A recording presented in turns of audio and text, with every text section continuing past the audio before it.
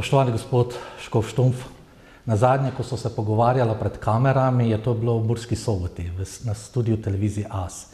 Tokrat na vašem novem delovnem mestu, škofija Koper, vaša pisarna in vaš čas, ki ste ga namenili nam. Najlepša hvala za ta pogovor. Hvala za prijateljski obisk. Nabralo se je namreč zelo veliko. To leto zgleda je že polno dogodkov, kot kaže jih bo še več. Vaš odhod, premestitev, potem tudi premestitev gospoda Nuncija, potem tudi smrt papeža Frančiška, sedaj konklave. Kako uspevate vse to z nekim mirom doživljati te stresne trenutke? Preprosto, kako ste se ujeli na novem delovnem mestu?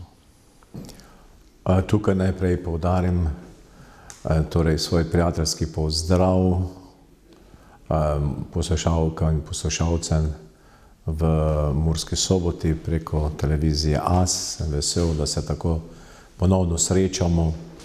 No, moram reči, da veliko je tukaj Božje pomoči in nagibov Svetega Duha.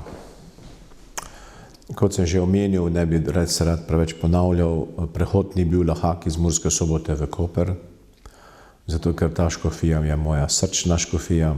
Rekel je, tista škofija, kateri sem podaril najlepši del svojega življenja, vitalen del svojega življenja, ustvarjalen del svojega življenja. In moram pa povedati, da ko sem prišel v Koper, seveda sem prinesel to škofijo sem kot dom, zato imam tako občutek, da nimam domotožja. Povsod po Sloveniji se počutim nekako doma, kjerkoli sem, tudi tukaj. Ko sem v Kopru, se mi še vedno zdi, kot da sem doma v Murski Soboti. Namreč tukaj so me zelo lepo sprejeli, tako duhovniki kot sodelavci in sodelavke na škofiji, zelo lepo. In pa tudi ljudje, kamorkoli grem, na vse strani škofije, ki je zelo velika, približno 3-krat večja nekako kot Mursko-Soboške. In že sam podatek, recimo, da iz enega konca na drug skrajni konec škofije potrebujem 2 uri in pol vožnje skoraj. To je isto kot Koper, Murska Sobota. V tem obdobju od 1. februarja do sedaj so naredila z tajnikom, z gospodom Blažem 15 000 kilometrov, torej 5 000 kilometrov na mesec približno vožnje. S tem seveda, da sem še vedno upravitelj, apostolski upravitelj Soboške škofije in me mnogi sprašujejo, kako to zmorem.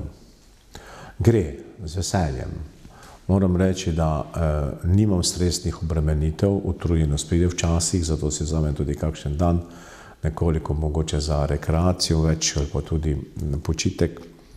Ampak ljudje so me tukaj res sprejeli z ljubeznijo, tako da sem že parkrat vprašal, če so imeli slučajno kakšen referendum tukaj v Kopru, kako sprejeti soboškega škofa, in se smejijo.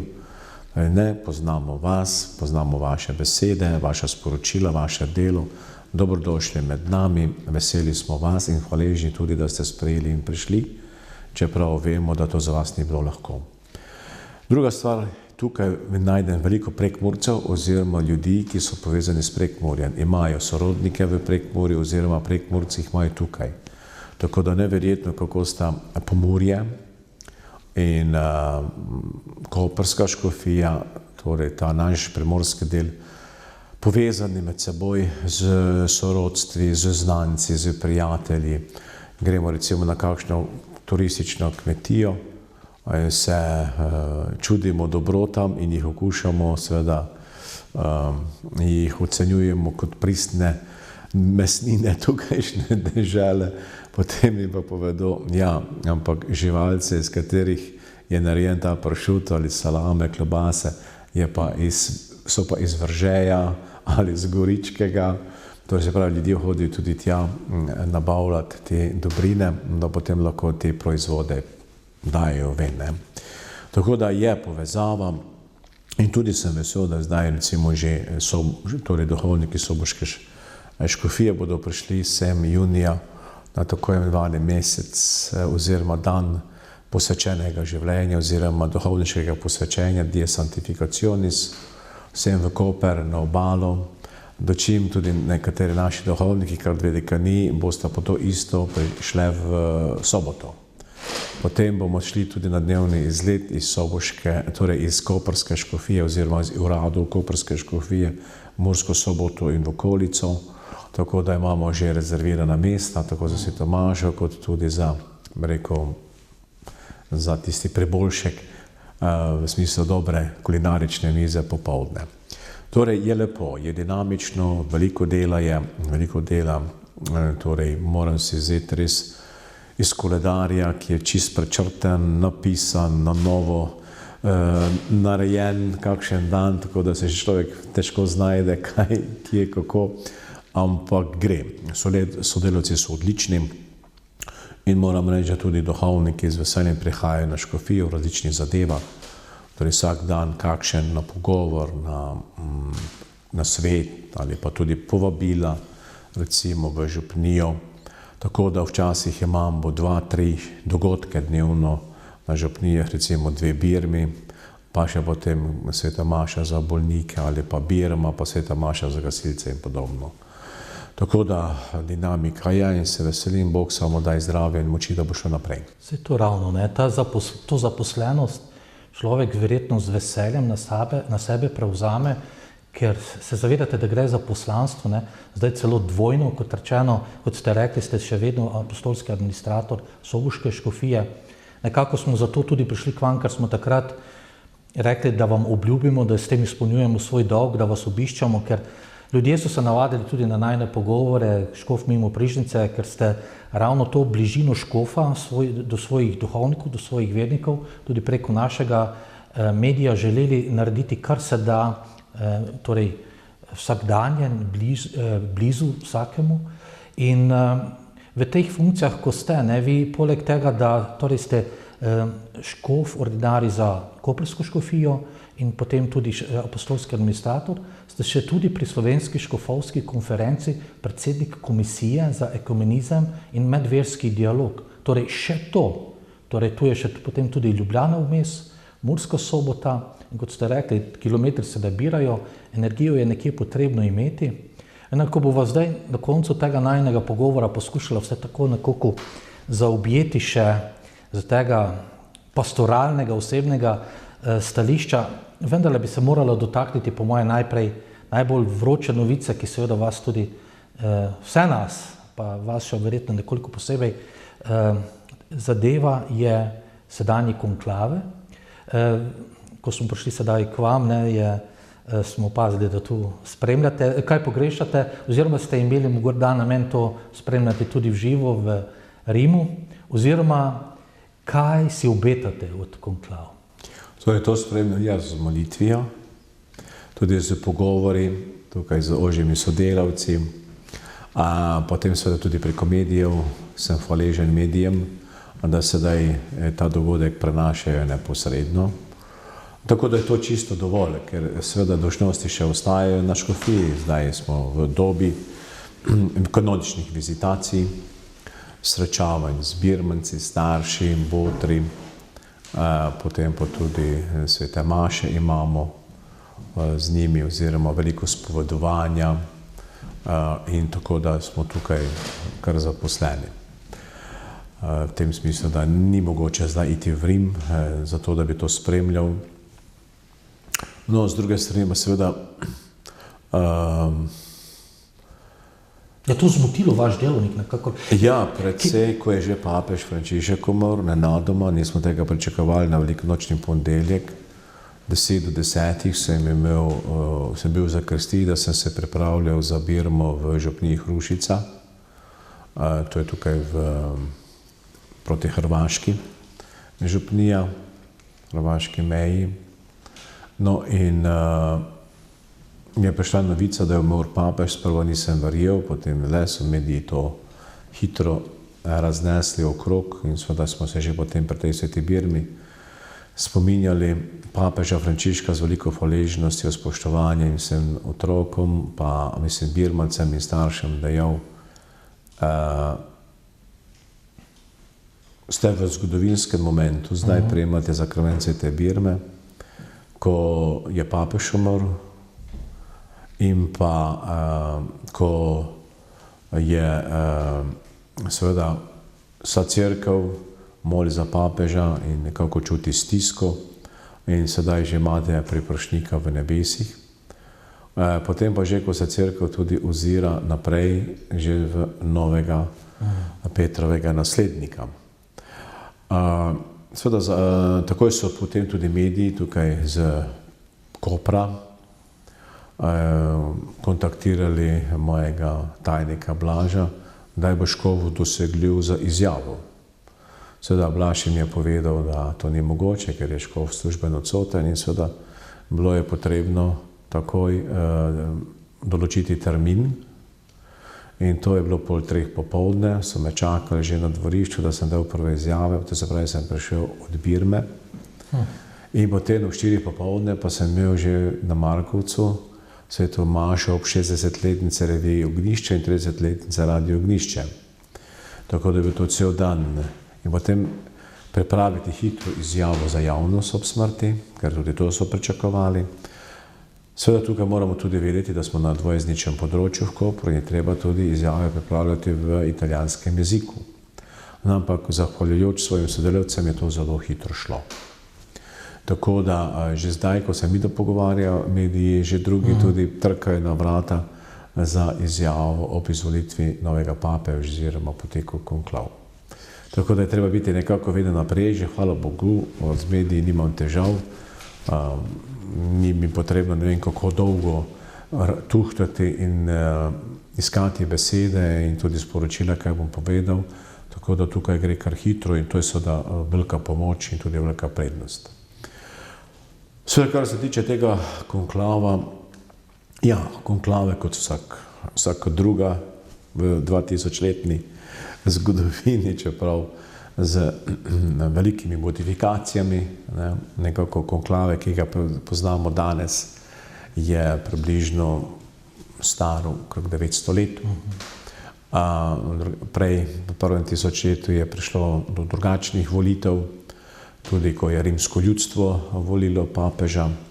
Seveda, ko so potem tudi v srednjem veku razne skupine ali močne fevdalne družine, meščanske družine, ki so bile bogate, Viskonti, Medičejci in podobno, vplivale ali pa poskušali vplivati z svojimi kandidati. No in seveda smo lahko zelo zastrigli z ušesi, ko je voditelj konklavov, kardinal Pietro Parolin, jasno povedal oziroma prebral torej papeški dekret o tem, na kaj se nanaša prisega glede konklav, da se absolutno ogibamo volivci, torej vsakemu zunanjemu, notranjemu vplivanju, tako kulturnemu, političnemu, družbenemu, torej tukaj gre za popolno svobodo in odgovornost v veri. Zdaj, veliko se je govorilo, kdo bo papež in kdo je kandidat in tako naprej. Ja, vse te govorice imajo neko veliko osnovo, kajti gotovo ti kardinali, to so izjemno sposobni ljudje, versko, intelektualno močni, z velikimi izkušnjami, tudi če so nekateri zelo mladi, prihajajo iz zelo različnih področij, in tudi, seveda ne nazadnje, tudi z različnimi pogledi na cerkev. Bistvo je seveda za papeža vedno tam, da ohranja edinost cerkve, da jo vzdržuje, neguje oziroma krepi, pa hkrati tudi, da ohranja nauk, tako v veri kot v morali, in pa seveda tudi tradicijo, ki ni samo zgolj v nekih, obredjih, ampak predvsem v tradiciji samega nauka, ki temelji na trdnosti občečloveškega, to se pravi tisto, kar je nekako postulat zdrave pameti, kot temu rečemo po domače, da znamo razločevati med tem, kaj je dobro in kaj je slabo, in da papež izbira dobro in zavrača slabo. In seveda tukaj on je torej branitelj in hranitelj in tudi varuh tega. In seveda papež tudi ohranja vero kot apostolsko vero, ki jo izpovedujemo tako v dveh oblikah, nicejsko-carigrajska, pa hkrati še druga apostolska veroizpoved. No in seveda zanimivo je zdaj to, da te konklave potekajo v enem zelo zanimivem zgodovinskem trenutku. In sicer Ukrajina je napadena od Rusije. Nikakor priti do miru. Toliko prevar, toliko lažnih besed, obljub in ne vem, če sem še vse populizma. Ljudje umirajo. Seveda tukaj je še problematika zdaj novega spopada med Indijo in Pakistanom. Potem tukaj 80-letnica zaključka druge svetovne vojne, ki se še ni končala. V bistvu očitno je, da se ni. Ker ti napadi nikdar niso prenehali med ljudmi. Vedno je bila nekje v nekem kraju na svetu neka vojna, krajevna ali širšega obsega, no in zdaj absolutno se vse to intenzivira. Zato seveda recimo vse te obletnice, potem tudi parade, recimo v Moskvi, ne bodo tako medijsko izpostavljene, kot so konklave in izvolitev papeža. Torej, številka ena vseh novic in zanimanj je sedaj izvolitev papeža. Drugo je vse v drugem, tretjem planu. In zame je to Božja govorica. Veste, to ni bilo načrtovano, to ni bilo predvideno, ampak je to šlo v ta čas čisto po nekem protokolu. Je pač Frančišek se poslovil in šel v Početovo hišo. In seveda po predvidenih protokolih, ki so bili že dani pri predhodnikih, kako naj volite poteka, recimo Benedikt XVI je to določil zdaj, recimo ta čas od žalovanja do konklavanja glih nanesli na zdajšnji trenutek, ki je tako kritičen in pereč. Zame je to jasna govorica z neba ali z nebes, iz Božjega prestola. Jaz, samogočni Bog, imam stvari pod kontrolo. In zato sedaj v tem trenutku vam pošiljam tega in tega človeka za pastirja. In jaz bom vodil cerkev naprej, tudi ne glede, kaj se bo dogajalo, torej stvari so pod kontrolo samega Boga. On je alfa in omega in je on avtor zgodovine. Drugo vse gre. Ravno zato, ker živim v tako burnem svetu, Bog ne daje, ampak obetajo se celo nova žarišča, človek nikoli ne ve, ali bo na Tajvanu izbruhnilo, ali bo Gaza še bolj eksplodirala, ali celo z Iranom. In dejansko, kakorkoli je upravljal poslanstvo, papež Frančišek je vidno pešal. In dejansko mislim, da morda res lahko razlagamo kot Božji poseg zopet novega pastirja z neko energijo, ker bo potrebno ta svet dajati mu upanje, poziv k miru, poziv k pogovorom z nekim novim zagonom. Verjamete, da bo konklave kratek in ali mislite, da bo prišlo do nadaljevanja tega, kar je že zastavil Frančišek, ali da bo prišlo v kakih sprememb v smeri, ki je bila do sedaj? No, kot sem že nekoliko omenil, seveda bo prišlo do nadaljevanja vsega tega, kar je tudi delal Frančišek, vendar v nekih drugih modifikacijah, na nek način. Vsak človek je svoj značaj. Tudi ima svojo kilometrino, svojo preteklost, tudi svoje izkušnje. Gotovo se je cerkev približala revnim že v času zelo močno drugega Vatikanskega koncila, ki je zelo jasno poudaril v svojih dokumentih, da je v tem človekovem razvoju, z tehniko, v vsem tem, kar človek sedaj doživlja kot tehnološko revolucijo, je zelo potrebno videti in priznati in torej upoštevati človeške omejenosti, tudi človeštva kot civilizacije. In ta je seveda, da vse lahko teži samo k razvoju v dobro človeka, če to ne, potem seveda so hitro lahko tukaj spopadi. No in Janez 23. seveda se je tudi nekako približal Bogim, tudi s tem, da je jasno dejal in zagovarjal to, da cerkev prihodnosti in prenova cerkve bo prišla po ubogih. Tudi Janez Pavel II. Vemo, da je zelo dosti obiskal uboge, torej predvsem v Latinski Ameriki, v Afriki, se je srečaval z ljudmi v tako imenovanih faveljah. No in Frančišek je to seveda dodal samo za svojo karizmo, svojo odprtostjo, preko tudi komunikativno dinamiko, da smo nekako prepoznali v njem človeka uboštva, saj je nenazadnje tudi izbral izrecno slog preprostega papeža, ki je nekako odpravil tiste tudi določene ceremonijale v zvezi z njim, potem tudi še velikokrat mimo protokola, da se lahko približal ubogim, bolnim. To je bilo seveda za varnostno službo velik zalogaj. Tudi vozil se je v Fiatu, ne v kakšnem Mercedesu in podobno. Tako da tu je šlo za en slog. In seveda, cerkev se temu približevanju Bogom nikdar ne more ogniti.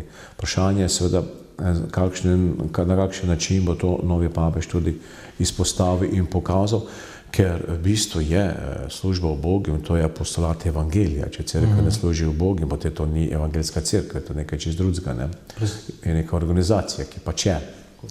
Tako da to je to. Zdaj pa seveda moramo tudi vedeti tole, smo pa seveda v enem zelo težkem zgodovinskem družbenem kontekstu in recimo Pij XII, ki je prihajal iz nemškega sveta kot kancler oziroma kot nuncij Svetega sedeža in je poznal nemške razmere in je bil leta 1939 izvoljen za papeža, je te razmere seveda tudi poskušal upoštevati v svojem pontifikatu. In seveda na tak način je vedel točno, kdo je Hitler, če se je sposoben, kaj lahko ta človek se zagreši, če je samo ena majhna nepredvidnost, lahko pride do strahotne tragedije. Zato je recimo Pij XII. Tukaj ravno za mnoge,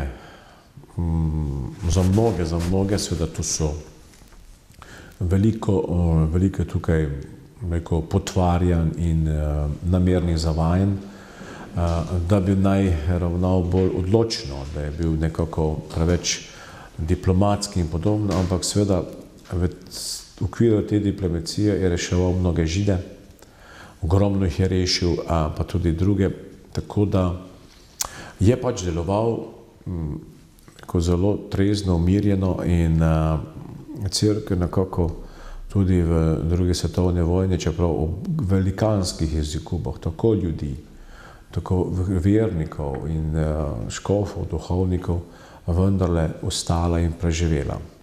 Seveda tudi Janez Pavel II. Je bil človek iz sodne izkušnje, iz sodnega bloka in tudi takrat kardinali niso kar tako, ampak je bil to res navdih Svetega Duha, da so postavili na Petrov sedež človeka, ki je potem pozneje, kmalu zatem seveda, tako rekoč, zrušil Berlinski zid in postavil cerkev seveda tudi na vzhod. Saj on je dejal, da je Evropa entiteta, ki diha z dvema pljučama, to je zahodna in vzhodna Evropa. No, seveda to je tudi sedaj, novi papež je nekako tudi v eni, nevralgični situaciji, ki je seveda ga izziva, kot sem že omenil, vsi ti spopadi, vse te čudaška ravnanja tudi teh voditeljev velesil, kako se z njimi skomunicirati, kakšno diplomatsko službo bo tukaj spostavil. Torej, to je ogromno veliko vprašanj. Ampak za mene osebno je nekaj, kar pa nisem zasledil toliko, mislim, da ne, jaz vsaj osebno nisem uspel najti, ne v katoliških medijih, ne izvej še manj, da cerkev v bistvu potrebuje svetiškega papeža svetnika. Mi smo bili v obdobju nekako 100 let papežev svetnikov. To je Pij X, potem Pavel VI, Janez Pavel I, Janez Pavel II in seveda še tudi upamo že na moč priprošnje Benedikta in Frančiška. Torej, rabimo svetnike, ki nas bodo nagovarjali, hrabrili k hoji za Kristusom. In seveda ta hoja za Kristusom, to je Frančišek tudi začrtal, kako bi to naj šlo. Torej, evangelska doslednost in pa seveda tudi ta, sinodalna odprtost v smislu poslušanja, pogovarjanja, razločevanja v Svetem Duhu. Ne nazadnje včasih postavljamo celo skoraj nečloveške zahteve do takih položajev, funkcij, kot je papež. To se mi zdi včasih kot hoja visoko nad tlemi po vrvi in lovljenje ravnotežja med vsemi, med političnimi aspekti. Tu so potem teološke zadeve, administrativne, finančne, pastoralne. Mislim, to je toliko tega, da dejansko tudi ni moč, ni pravično, da bi združili, da bi vse projicirali v enega človeka. Vem, da sem poslušal napovedi kardinala Dolana, ki je rekel, da si želi nekoga, ki bi imel srce Frančiška, to karizmo Janeza Pavla II. In to teološko globino Benedikta XVI. Ne? In to v enem človeku, recimo, se je sam rekel, bi bilo nerealno, je nepravično. Ne? Stroja za vse ni, ja, tako malo grobo rečeno. Čeprav, jaz pravim, Bog daje papeža vedno za tisti čas, in za pravi čas. Zato pa kot vernik neka radovednost gotovo je, kaj bo tisto prvo sporočilo z balkona, pohabemo s papam, seveda po tistem pozdravu, ker na nek način se mi zdi, da bo že malce razgalil svoje prioritete. Zato sem tudi vprašal, koliko bo to mogoče povsem v Frančiškovem duhu ali če bo nakazal kakršnokoli spremembo. Zato, če prav razumem, tudi ne boste presenečeni, če se bo najdel ime Frančišek II. Ali pa če ne bo tega imena, tudi če bi bil Pij XIII. Zame bi bilo zdaj fantastično ime, da bi se najdel ime Atanazij. Atanazij. To je pa proti hereziji. To je namreč škof, to je bil škof v prvih stoletjih. Arijanizmu, ne? Proti arijanizmu. 5-krat pregnan iz svoje škofije, pa se vrnil nazaj. Potem pa seveda veliki cerkveni oče in seveda to je svetnik zahodne in vzhodne cerkve. Zelo močna osebnost, lepo ime. No in seveda zaradi teh zdrah Ukrajina, Rusija oziroma Rusija-Ukrajina je zelo opešal ekumenizem v smislu pravoslavja pa katoliška cerkev. In tudi novi papež je to zadnji velik izziv, da se obnovi ekumenska pot z rimsko in vzhodno cerkvijo oziroma pravoslavnimi cerkvami. Ker tudi vemo, da med samimi pravoslavnimi cerkvami je veliko needinosti in tudi vse to še dodatno poglablja in deli samo vesoljno cerkev. Tako da tudi to je eden od velikih izzivov novega papeža in če bi novi papež se lotil večinsko samo tega primera, da bi zopet postavljal dve močnejše mostove med Zahodom in Vzhodom, bi se tudi to posledično veliko prispevalo tudi k miru. Ker vemo, da recimo v pravoslavju je to zelo pereče, kam kakšna cerkev teži, katerim središčem političnim. In to je tako opazno in seveda tudi boleče in nekako pomanjkanje te notranje svobode. Tudi pri določenih voditeljih pravoslavnih cerkva je nekako prenaša čudenje, kako je to možno, seveda odpovedati se temu, tej odvisnosti z prestolom, svetnim prestolom pomeni pa takojšnje mučeništvo. Tega je bilo tudi v pravoslavju veliko v preteklih stoletjih in seveda ni enostavno, mi to lahko govoriva, vendar potem konkretni življenjski koraki nekega škofa ali nekega patriarha, ne nazadnje potem konec koncev na Zahodu tudi papeža, so pa neka druga reč. Ampak tako, to je veliki izziv, ekumenizem zdaj. Pa seveda potem tudi nadaljevanje papeža z pogovorom z nekrščanskimi verstvi, recimo islamom, in iskanje še naprej poti tega sožitja, ker Tudi tukaj je bilo veliko narejenega, ampak vsega veliko še bo tudi ostaja odprtega. Sej mogoče se gledalci sprašuje, kako to, da ne veva ime papeža, ker se snemamo v četrtek, oddaja bo na sporedu v nedeljo, morda bo že takrat znano, zelo verjetno, ne? Sami ste namignili, da morda, če je danes četrtek, petek bi že lahko bil ali pa celo danes, ne, že znan.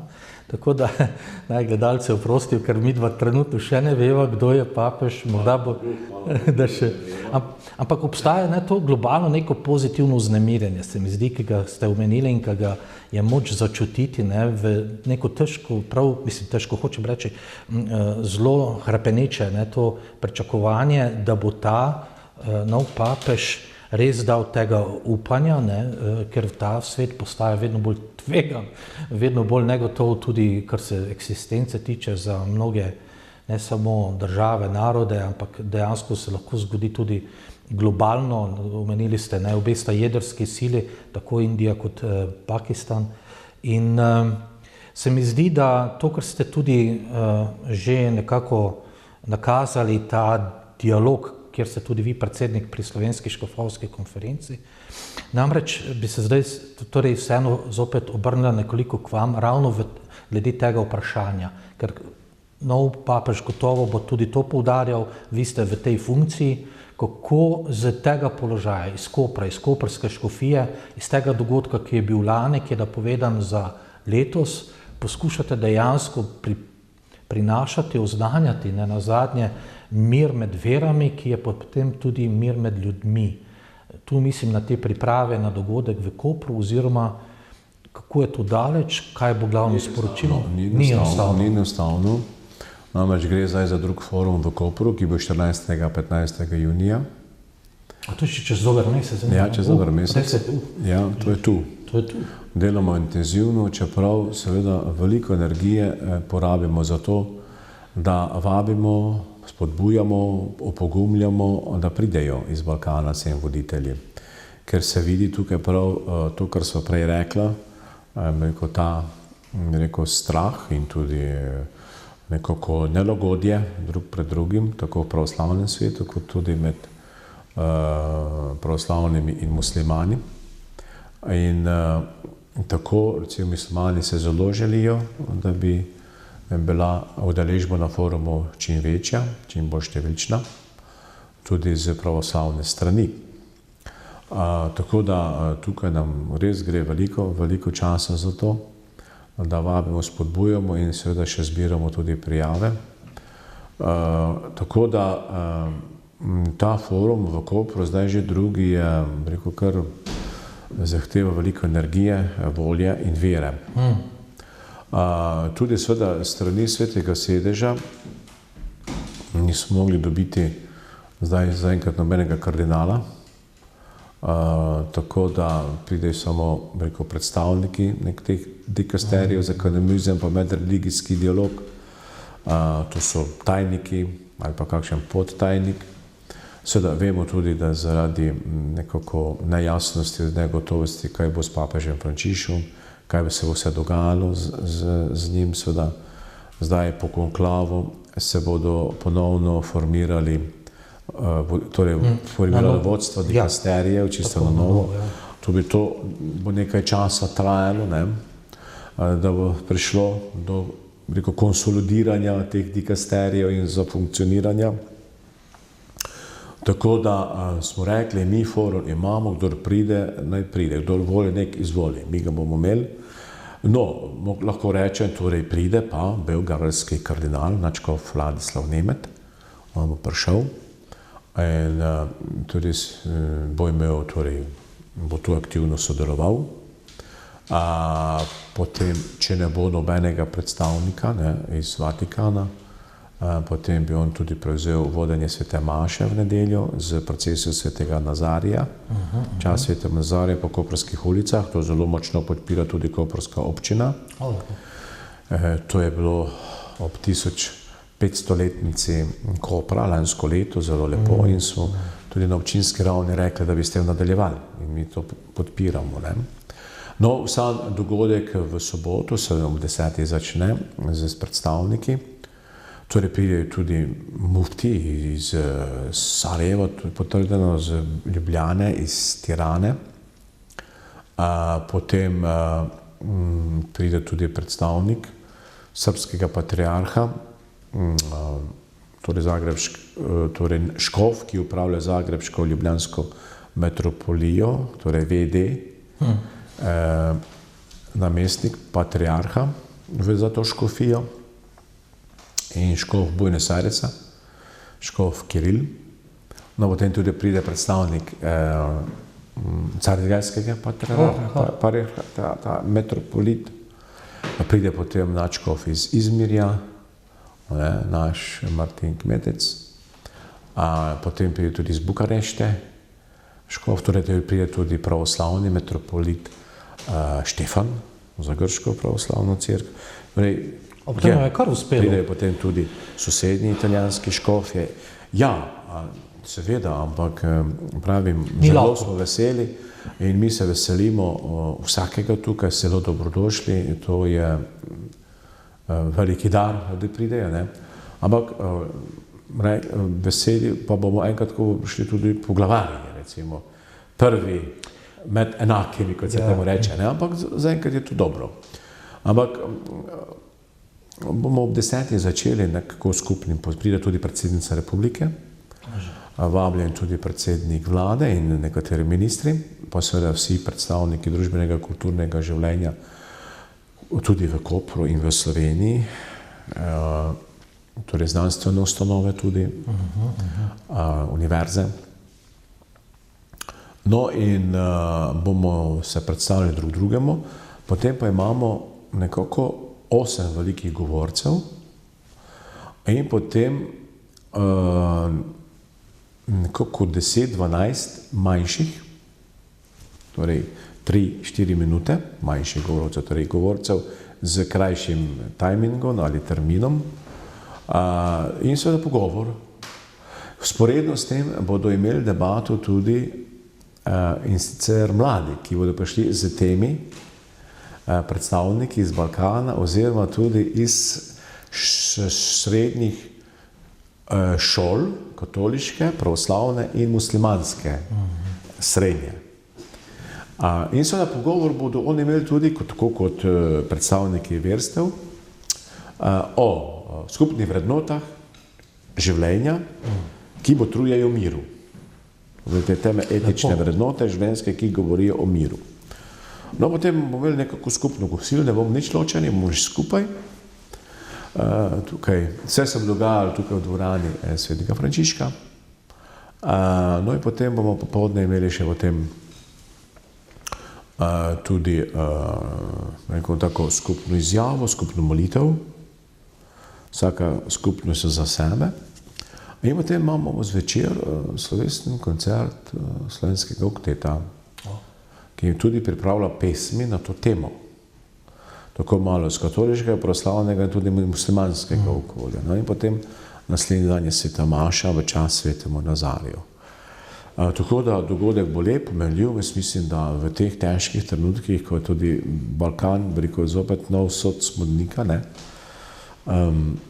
zelo pomenljiv. Tako da upamo, da se bo še v tem mesecu zgodilo kaj velikega, da ne rečem, moja srčna želja je, da bi se zgodil čudež, da bi na ta forum prišel papež, čeprav to brez bi bil čudež vseh čudežev, ne? Ampak ne vemo nič, gledajte, pustimo se presenetiti, ne. To je to, to je bil tak zdaj ta projekt, ki ga vodi zdaj Koprska škofija, skupaj seveda Slovensko škofovsko konferenco, ne, ki je pokrovitelj tega, ampak v bistvu težo dneva noči pa nosimo zdaj sveta tukaj, ne. Zdi se mi, da je Koper glede svoje lege zelo močna strateška točka ravno za take dogodke. Romanski narodi blizu, sosedstvu, germanski takoj malo dlje, mislim, potem slovanski oziroma Balkan. Ne, in tu se mi zdi, da je že to samo položaj Kopra izredno primeren za kaj takega. Poleg tega pa seveda, včasih je že zadosti, da nekdo skrbi, da žerjavica tli. Tako. Da se potem v priliki, ko nanese razplamtljive ogenj. Absolutno se strinjam, ta forum mi bomo ohranjali naprej, še naprej, kakorkoli, ne glede na to, prav zato, ker ste pravkar rekli, pomembno je negovati žarjavico, ki še tli, kajti vedno se bomo zavedali tukaj, da je to in da imamo referenčno točko, kjer mi se lahko dobimo, na kaj se lahko nanašamo, in seveda smo pripravili tudi zdaj že preliminarno izjavo za javnost, ob tem, in potem tudi skupno izjavo na koncu, nekako deklaracijo tega foruma, in to so potem stvari, na katere se oziram potem tudi naprej. Pa toliko bolj, ker se mi zdi izredno pohvalno, pa pomenljivo, pomembno, da tudi lokalna skupnost podpira. In zdaj bi pa nadaljeval, ne samo v kontekstu tega ekumenskega dogodka, te prioritete, kakšne ste si zastavili tukaj glede na soboško škofijo in ta odnos z lokalno skupnostjo, mediji, lokalnim prebivalstvom, tudi z nevernim delom, se pravi ta nov položaj, v katerem ste se znašli, kjer so ti izzivi, to, kar imate v načrtu, izvedljivi zgolj in samo, če imate tudi pomoč na tiste, na katere računate, da ne ponavljam lokalne skupnosti. Katere so vaše prioritete in kako ste glede tega, na kakšen odziv ste naleteli pri teh,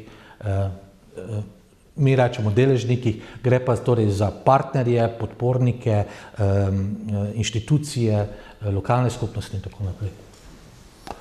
No, zdaj z koprskim županom se še osebno nismo srečali po mojem umestitvi za koprskega škofa. Čeprav je nuncij mu jasno da vedeti, da mora skrbeti za škofa.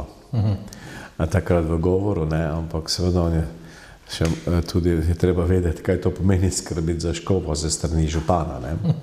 Ne gre tukaj za ohranjanje njegovega statusa oziroma preživetvenih navad in tako naprej, ampak prav to, da bosta lahko župan in škof skupaj delala v nekih projektih, ki niso zgolj samoverske narave, organiziranje procesij in podobnih reči, ampak projektih, kjer lahko obe občina in cerkev oziroma škofija skupaj delata. To so projekti tako karitativne narave, tudi vzgojne narave, vzgojni programi, tega je tukaj precej.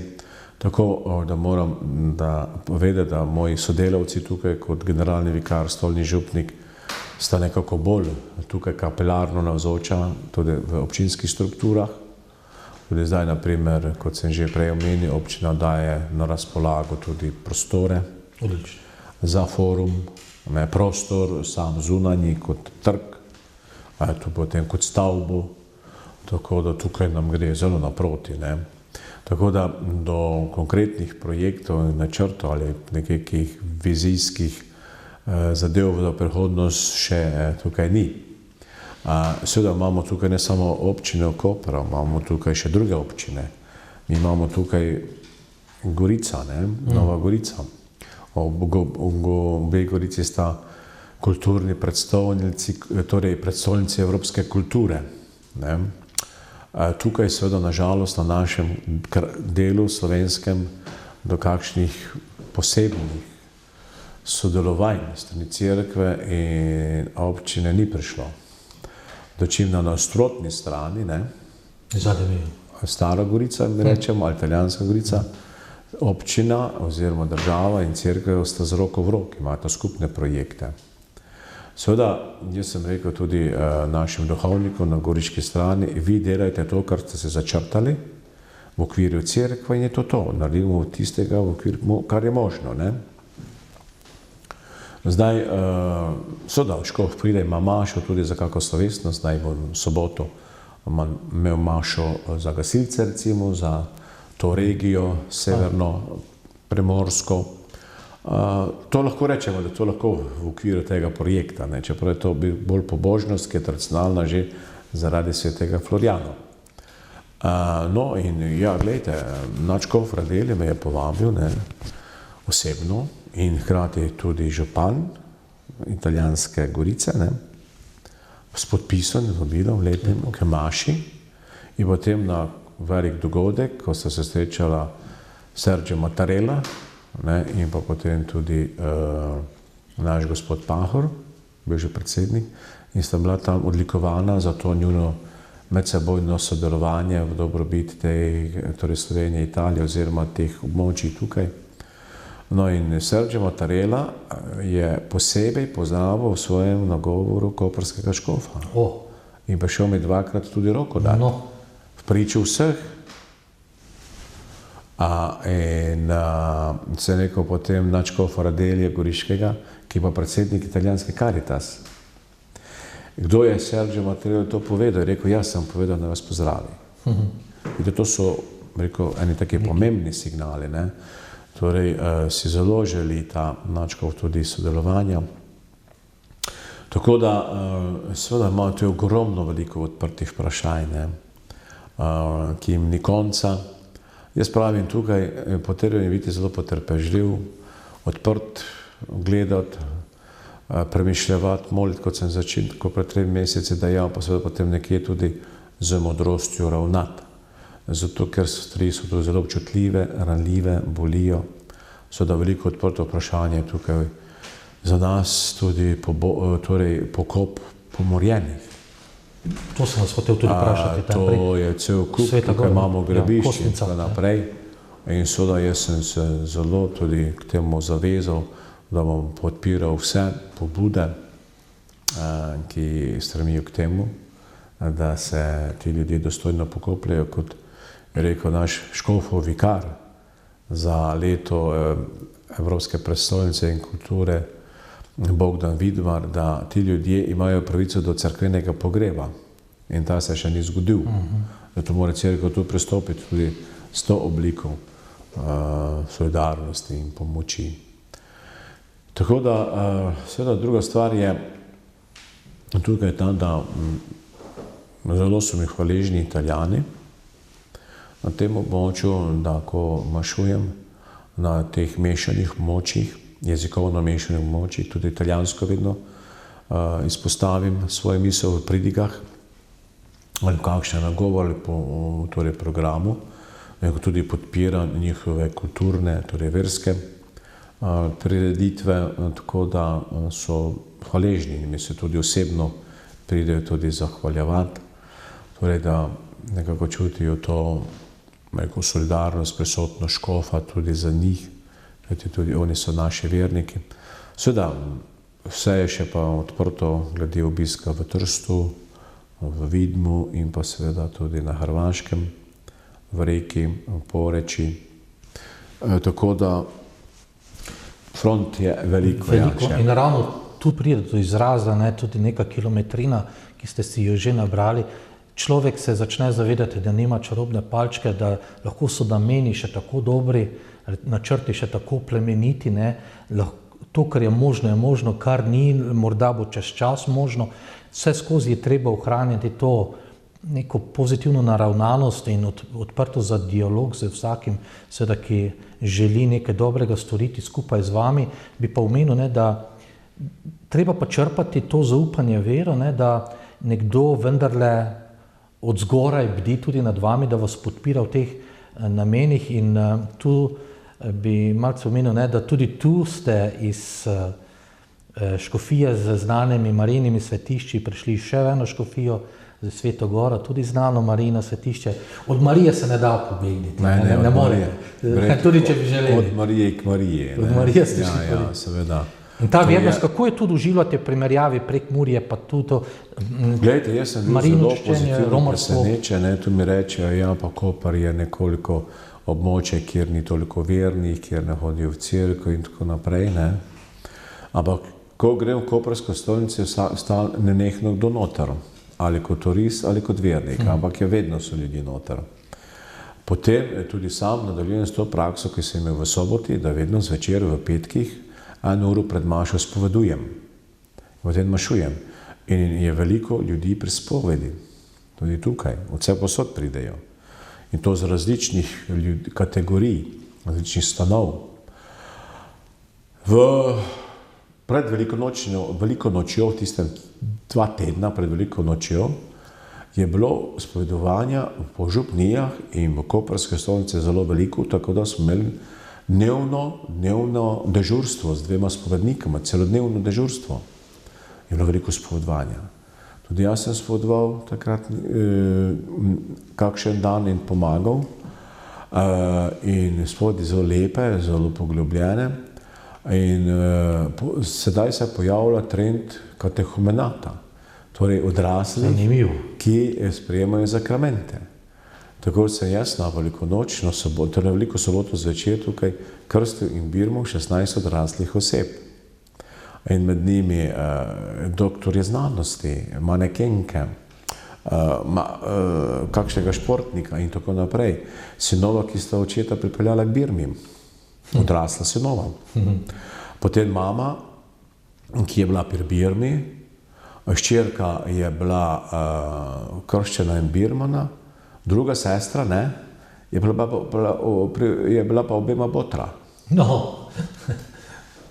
Torej, to so stvari, ki so čudovite, ampak to se dogaja, ne? In zdaj seveda te ljudi je treba peljati naprej, jih nagovarjati naprej, jih je treba držati skupaj naprej, zato sem župnikom dejal, naj bo tudi po teh dogodkih, po prejemu zakramentov, še odprti in naj te ljudi vabijo, zbirajo k skupnim pogovorom, molitvam in pa seveda tudi poglabljanju vere. Torej se gre za take nove oblike pastorale. In tudi v drugih župnijah, kot sem omenil, se to dogaja, ne? No, hvala Bogu, tudi v soboški škofiji je nekaj takih primerov, kjer je nekaj katehumenov, predvsem v teh večjih župnijah. Tako da ne gre več za masovnost, ne? Ampak gre za pristna jedra. Se to, ne?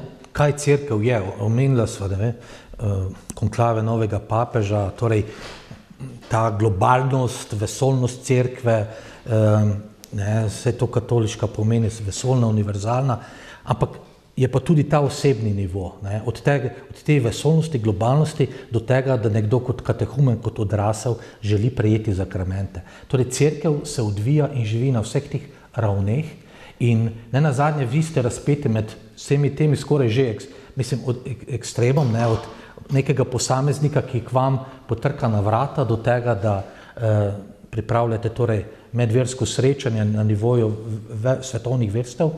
In tu je ravno tisto, ne, kar je, se mi zdi, poslanstvo tudi kot škofa, da zna ravno to cerkev narediti tako horizontalno kot vertikalno. Ja, to je, gledajte, zelo nevino, kar ste rekli, ne.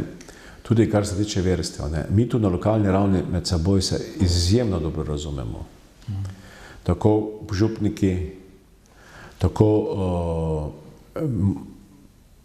muslimanski duhovniki ali imami, mufti, potem pravoslavni duhovniki, tako pravoslavne kot srpske in makademske cerkve, to so prijatelji. In na bazi tega gre ekumenizem naprej, kot sem 100-krat omenil, pa še bom, na bazi prijateljstva na terenu. Človek človeku. Prijatelj. Nekako volk, ampak prijatelj. In no to, če se moram potem vrniti nazaj k papežu, gledajte, tu zdaj papež ima v cerkvi zdaj eno zelo diametralno situacijo. Masovnost Azije, masovnih občestev v Aziji in pa v Afriki, pa v Južni Ameriki še, na zahodu potem pa samo še majhna občestva. In zdaj papež bo to moral oboje nagovarjati. Na zahodu krepiti, opogumljati majhna občestva, na zahodu v Afriki pa seveda spodbujati in pa usmerjati velika občestva, ne. In tu bo seveda tudi potrebna ena določena karizma, da je imel čut za eno in drugo, ne, ker majhnih občestvih je že tisti začetek, ponovni začetek ali obnova, ki se je začela pred 2000 leti v cerkvi, ko so z majhnih cerkva, majhnih hišnih cerkva se je krščanstvo širilo, ne. To je na zahodu. Seveda ta masovnost cerkva na zahodu in pa v Afriki pa bo šla seveda tudi v eno svojo smer, sociološko, logično, do neke točke, ko se bo tudi tam začelo krčiti in upadati, ampak ne vem, kdaj to bo. Ne?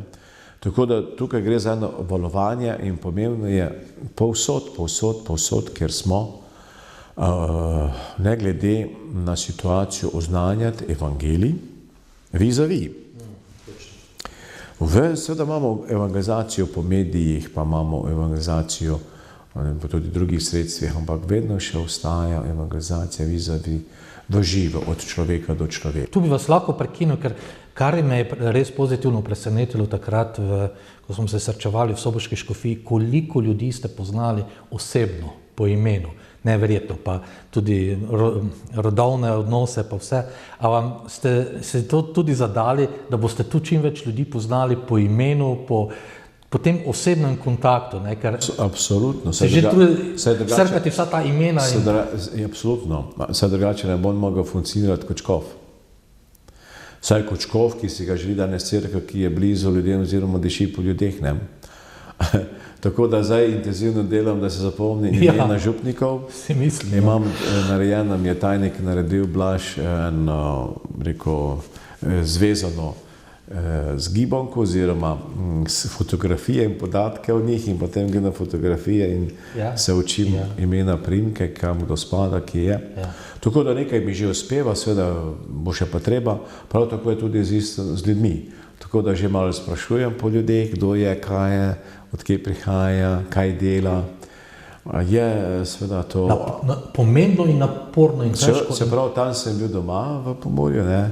Tam poznam že določene ljudi oziroma njihove prednike, torej njihove korenine. Ne? Te prednosti tukaj nimam. Ampak se rekel, je neč. Moja dolžnost je, pa ni dolžnost. Torej, moje poslanstvo, da imam te ljudi rad, potem pa to gre laže naprej. Ne? Včasih tudi, ko ga malo pomešaš, se ti zdi, da si ga že srečal, pa ga nisi, ker je mogoče zelo podoben komu. Ne? Ja, ampak vem osebno, na vsak ceni že ta trud, napor oziroma to željo, da te poznam po imenu osebno, ne? Ker smo včasih že navajeni, da smo, ne vem, v tem modernem svetu že prezrti oziroma inkogniti, anonimusi. Torej, ko ti človeka nagovoriš po imenu, takrat si ga dobil. Odpre se, ja. Se odpre in to je to. Včasih pa seveda, ko se vam ne zapomne, že bo treba reči, oprostite, saj sva že rekla, kako vam je ime, da ne smem, hočem vedeti o vas, malo več poslušati. No in tukaj, recimo, zadnji papeži so bili prav, jaz ne vem, to tudi moč svetega duha, so kakšno tehniko izvajali, da so dobro poslušali in dobro se zapomnili. Ne? Tudi za Frančiška je bilo to zelo značilno, da je močno pogledal in se močno zapomnil. Ne? In to, ko ti dnevno srečaš toliko ljudi, rekel že, pamet včasih ne dela. Vsi poznamo, ki smo kdajkoli imeli opravka z večjim številom ljudi, čisto poklicno. Ampak pri tej, ker smo sami mediji, so vam mediji v pomoč trenutno, kako ocenjujete tukajšnje v primerjavi s prejšnjimi izkušnjami za mediji, koliko vam pomagajo pri tem naslavljanju ljudi? Ker če so mediji dobri, mi smo se tudi trudili ravno preko redne mesečne oddaje Škof mimo Prižnice, da ste lažje dostopali do ljudi in to mislim, da je tudi uspevalo. Torej, ne morete, mislim, če imate zopet, bom rekel, nekoga od zunaj, ki je v pomoč pri vašem poslanstvu, je to lahko zelo, bom rekel, ne samo olajša vaše poslanstvo, ampak daje tudi neke zelo multiplikativne učinke. Ali torej so tukajšnji mediji, kako jih ocenjujete glede tega v torej, mediji so tukaj zelo me lepo sprejeli, zaenkrat je zelo dobro, sem zelo hvaležen, tako tudi vam, ponovno TV AS, da ste mi omogočili dostopati malo bolj ljudi, med ljudmi, prisoten, da razložim tudi tisto, kar sicer ne bi mogel razložiti. Ali pa se poskušam razložiti. Ampak tukaj so mediji tudi zelo lepo sprejeli, zelo naklonjeno, zelo spoštljivo, zelo dostojno na nivoju, profesionalno, prizanesljivo celo. Tako da zelo sem vesel, zelo dobro. No in zdaj že v teh dneh, ko se dogajajo ti dogodki okrog papeža, seveda prosijo, jaz sem pač tudi fizično odsoten, ker sem na župnijah in je težko priti takoj jim naproti, ampak koliko se da, se tudi jaz pripravljen jim pristopiti in seveda tudi temu oziru pomagati, da si pridobijo informacije oziroma tudi da kakšno izjavo dam. Ne. Zdaj seveda v Sobote medije, ne vem kako to, vsaj v začetkih, v dobršnem delu mojega službovanja so v meni videli, ne vem, nekega, kot ne bodi si ga treba tukaj, ne. Tu si, pa zakaj si tukaj, tu počneš. In seveda moram tudi zelo pohvaliti zdaj recimo tale TV As, bom kar izrecno povedal, za to naklonjenost, ki je ves čas prisotna, ne. Potem pa na zadnjem obdobju, zadnja leta Vestnik, ki objektivno zelo dobro poroča, potem pa se jaz kar ustavil. Zato, ker ni bilo korektno, ni bilo dobronamerno, marsikaj pri drugih medijih. In pač, ja, to je potem tudi med ljudmi sprožil en kontrarefleks močan, ki odmeva seveda tudi tukaj, v naši pokrajini, pri Primorju, vendar ne v dobro Pomurcev. Ne v dobro Pomurcev, ampak v čudenju, pa hkrati tudi rekli, naj se vam to ne dogaja pri nas, kar se je v vaši domači deželi. In zdaj recimo tudi za mnogo ljudi iz Pomurja mi reče, dobro, da si šel, tukaj imaš več miru, kot si ga imel doma, kajti doma si imel preveč ponižanj in žalostno je, da te domači niso sprejeli. Včasih se zdi ta neznosna lahkost metanja polen pod noge, ne? Gre za eno nevoščljivost, za eno privoščljivost, moram reči, na žalost, da tudi kar nekaj duhovnikov, tudi, ki so k temu pripomogli z obeh strani Mure. Jaz včasih pravim, če bi se držali že samo tega Paracelsovega pravila, ne škoduj. Ne? Ker v bistvu si lahko samo del rešitve ali pa del problema. In za sebe se smatral vedno kot nekoga, ki išče rešitve, ker tudi če se nisem strinjal, sem se vprašal, na kak način s tem rešujem problem, ali ga ne delam samo še večjega. Ampak ker je nekako urica že pogovora za nama, počasi bi lahko zaokrožila, mogoče, kaj je največja sprememba od teh 100 dni, ko smo rekli, da vas obiščamo od prej in potem, med tisto zgodbo in to zgodbo. Saj ste že omenili, so mediji, je tudi ta neka pozitivna klima, ampak mogoče z samo eno, dvema besedama, kaj vas je pozitivno presenetilo oziroma kaj je tisti vtis, ki vam ga je ta prostor v tem času pustil, ki vas je najbolj... To je nekaj, ne vem, veliko je neke sproščenosti, zdravega odnosa. Veliko ljudje tu niso čustveno nabiti in ne eksplodirajo, vendar vse, kar povejo, nekako povejo mirno, dostojanstveno, tudi če mogoče včasih kaj malo bolj v neki podlagi, ko bi lahko to zabolelo, pa moraš poznati človeka in okolja in nimaš razloga, da bi karkoli se začudil ali celo zameril, ne? Je zelo iskreno povedano, ampak rekel, zelo tako dobronamerno, zelo spoštljivo, veliko je veselja, pogovorov, recimo z duhovniki, ko se srečam. Meni rečejo duhovniki že zdaj nekateri, gospod Škof, pa nam se zdi, kot da ste vi vedno naš škof. Glej, no to je zelo, zelo velik kompliment. In še nekaj smo opazili. Pa so imeli zelo radi škofa Jurija. In škofa Juriju je predhodnikom so zelo prijatelja, on mi zelo pomaga, sodeluje. On gre na področja, kjer jaz nimam časa, ker imam druge reči in se zelo komplementirava in to je neverjetno. Te sinergije, zato sem vedno... In se mi zaupajo duhovniki, ko da se poznamo. Smo na birmanskih srečanjih, imamo pri recimo kosilu, se pogovarjamo večinoma o pastoralnih vprašanjih, duhovnih vprašanjih, ne slišim, da bi drug drugega kritizirali, ne slišim, da bi drug drugemu kdo kaj slabo želel. Bi rekel, zelo močna, velika povezanost med duhovniki. Hvala Bogu za to. In jaz sem tukaj res, in meni tudi rečejo tukaj duhovniki, gospod Škof, vi se morate zdaj tudi navaditi biti škof. Škof je škof, za svojim poslanstvom, za svojim mestom, ne. To pomeni, da ste vi tisti, ki vodite, ki nam poveste in tako naprej. Tako da, pravim, tu je neka zelo zdrava klima, ne vem, v nas Pomurju je neka depresija, neka žalost. Gledam še vedno kakšne naše medije, vse te veselice, pa pride en ansambel, pa drug ansambel, tam je vse veselo, seveda mora se spiti. Če pa že kakšna občinska proslava, so pa že resni obrazi. Pa ne veš, a so nevoščljivi tistemu, ki prejema nagrado zaradi tega, ali kar se dogaja. Ni žalostno stanje, jaz ne vem. Ker tule še nekaj je postalo z vašim prihodom manj nenavadno ali pa bolj vsakdanje, namreč slišati prekmursko besedo. Ko je naša ekipa prišla sem, pa smo se že tu pogovarjali po prekmursko in potem, ko smo z ekipo šli na obalo in smo se tudi seveda sproščeno pogovarjali o prekmurščini, sem opazil dvakrat, trikrat tisti lep nasmešek. Aha, to so pa prekmurci, to so pa zdaj naši prekmurci tu, tako da ste prinesli tudi, se pravi, delček te več, zdaj ne bom rekel kulturnosti, ampak tega bogatstva Slovenije, ki ga ima tudi z tega, po teh dialektih. In nama manjka, se mi zdi, kot Prekmurcem, da bi spoznali te svoje prednosti in da bi jih veselo živeli, ne? Ker tako kot imamo slabe, imamo tudi dobre, ne? In nekaj tega dobrega, tega prekmurstva, ne, je gotovo ohranjati v sebi in ga prinašati drugim tudi lahko v pomoč pri vašem poslanstvu.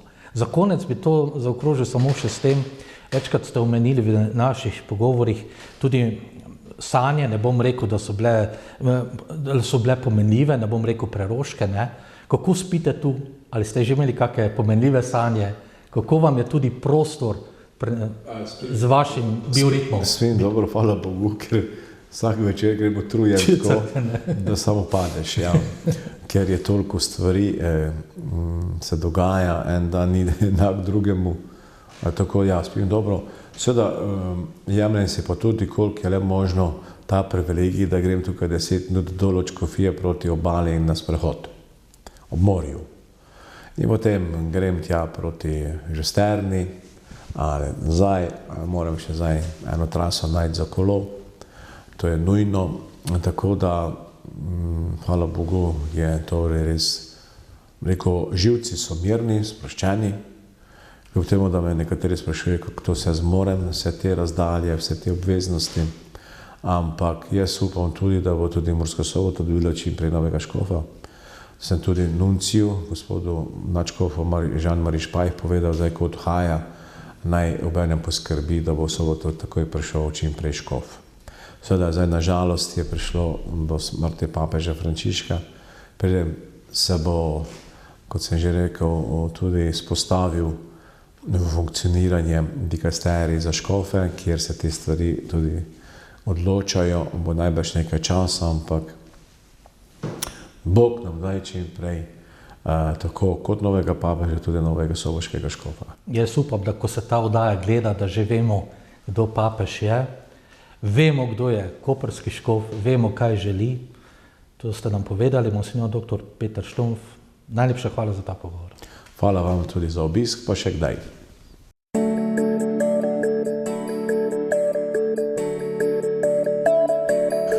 Drage Pomurke, dragi Pomurci, držite skup. Drugega spoštujte, radi se imejte, pomagajte si, skrbite drug za drugega. V tem je naša sloga, v tem je naša moč, v tem je tudi naša prihodnost.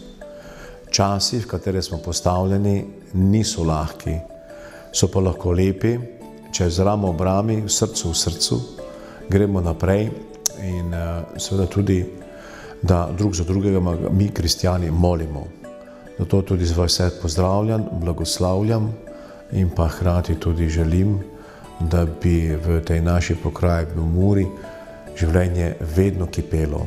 Odprti bodite do življenja, kajti naša smisel in prihodnost sta lahko samo tam, kjer smo mi z našo mladino in mladi z otroci.